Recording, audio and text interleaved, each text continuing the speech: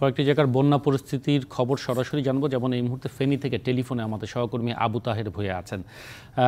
তাহের, আকস্মিক এই বন্যার কারণ কি দেখছেন, এবং এই সাথে যারা দুর্গত রয়েছেন তাদের সহায়তায় কি কি ব্যবস্থা নেওয়া হলো সেটিও জানাবেন আমাদের।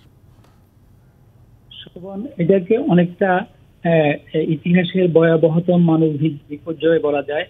বিশেষ করে ফেনীর পরশুরাম ফুলগাজী উপজেলায় মানুষের যে বন্যা পানির মধ্যে মানুষের যে আহাজারি, সেটা আকাশ বাতাস প্রকম্পিত হচ্ছে। বিশেষ করে এই এই তৃতীয় দফা বন্যায় আক্রান্ত হলো এই অঞ্চলের মানুষ। গত জুলাই মাসের প্রথম সপ্তাহে এবং এই আগস্ট মাসের প্রথম সপ্তাহেও তাদের এই দুই দফা বন্যা উপদ্রুত হয়েছিল। বিশেষ করে আপনাদের যদি জানিয়ে রাখি যে এটা দীর্ঘ একটা বন্যা নিয়ন্ত্রণ বাঁধ, ফেনীর 3টি উপজেলায় ভারত সীমান্ত গেসা, পরশুরাম ফুলগাজী, ছাগলাইয়া, সেখানে মুহুরী, কহুয়া, সিরোনিয়া নদীর যে বন্যা নিয়ন্ত্রণ বাঁধ রয়েছে, এই বাঁধটা যুগ যুগ ধরে এটা স্থায়ীভাবে মেরামত করা হয় না। বেশি বৃষ্টি হলে, টানা বৃষ্টি হলে ভারতের উজান থেকে নেমে আসা পাহাড়ি ডরে এই বাঁধগুলো ভেঙে যায়। গত 2 দফা প্রায় 17 স্থানে মুহুরী বন্যা নিয়ন্ত্রণের বাঁধ ভেঙে এই লোকালয়ে পানি ঢুকেছে।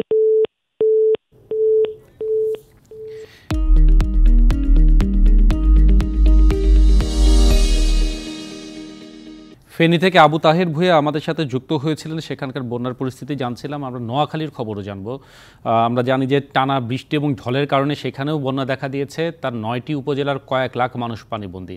বিস্তারিত জানবো, সরাসরি যুক্ত হচ্ছেন আমাদের সহকর্মী আবুল হাসনাত বাবুল। বাবুল, যেটি জানাবেন আমাদেরকে যে পানিবন্দীরা সহায়তা পাচ্ছেন কিনা, তাছাড়া বন্যা পরিস্থিতি কোন দিকে যাবে সেটি স্থানীয় সতর্ক সংকেত কিংবা পানি উন্নয়ন বোর্ড থেকে কি জানা যাচ্ছে? প্রথমত হচ্ছে জেলা ত্রাণ সংস্থার সাথে কথা বলেছি। তারা যেমনটি জানিয়েছেন, তারা একটি তালিকা তৈরি করছেন যে নিম্নাঞ্চল, যে সমস্ত উপজেলা নিম্নাঞ্চল প্লাবিত হয়েছে, পানিবন্দী হয়ে পড়েছেন মানুষ, তাদের একটা তালিকা তৈরি করা হচ্ছে। সেই তালিকা মোতাবেক তারা হয়তো বা আগামীকাল সকালের মধ্যেই সেই ত্রাণ সহায়তা পৌঁছে দিবেন বলে তারা আশা করছেন। পাশাপাশি জেলা প্রশাসক তো গতকাল থেকেই, এর আগে আমি যেমনটি জানিয়েছি, গতকাল থেকেই শিক্ষা প্রতিষ্ঠান বন্ধ ঘোষণা করে সেই শিক্ষা প্রতিষ্ঠানের স্ব দায়িত্বপ্রাপ্তদেরকে বলেছেন শিক্ষা প্রতিষ্ঠান খুলে দেওয়ার জন্য, যাতে করে নিম্নাঞ্চলে প্লাবিত বা পানিবন্দী লোকজন যাতে শিক্ষা প্রতিষ্ঠানে উঠতে পারেন।